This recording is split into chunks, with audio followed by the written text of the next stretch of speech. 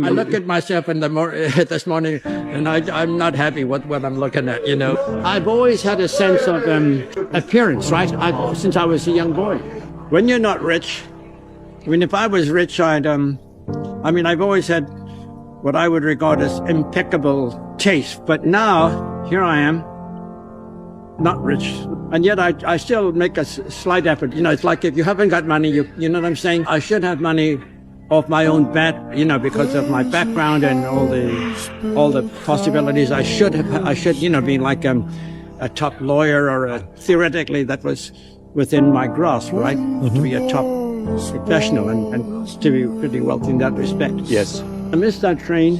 Have you ever been married? Do you No. I regard myself, Chris, as the greatest failure that ever walked the planet Earth. Why? Because I didn't achieve the very basics. I'm the could have been man. I call myself the could have been man. I could have been, right? I'm the could have been man, but I ended up with nothing. I didn't even get a wife. And I tried from the age of 13, you know, and the girl I was looking at the other geezer. What is the most important lesson you think you've learned over the course of your life? Never wanted to put anybody down or bully, you know. I have no tolerance for bullies or put somebody down or make fun of somebody. If I could turn the clock back, I wouldn't hesitate to tell people exactly how I feel, which I didn't want to do then. I didn't want to hurt anybody. And I've been alone for the last 22 years.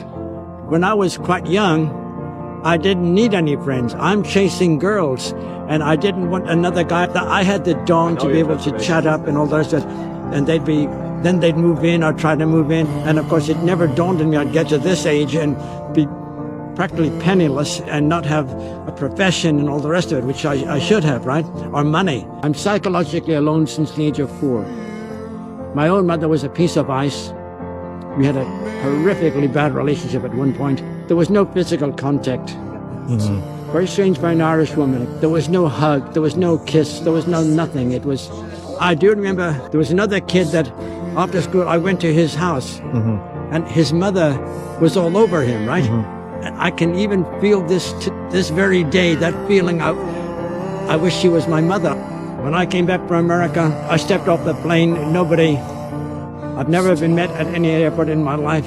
I've always had a dawn for writing, and I wrote 2 plays, which I'm very proud of, and they've been sitting there for 20 years.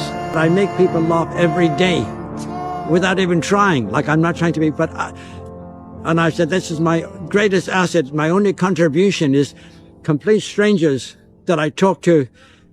They crack up laughing sometimes.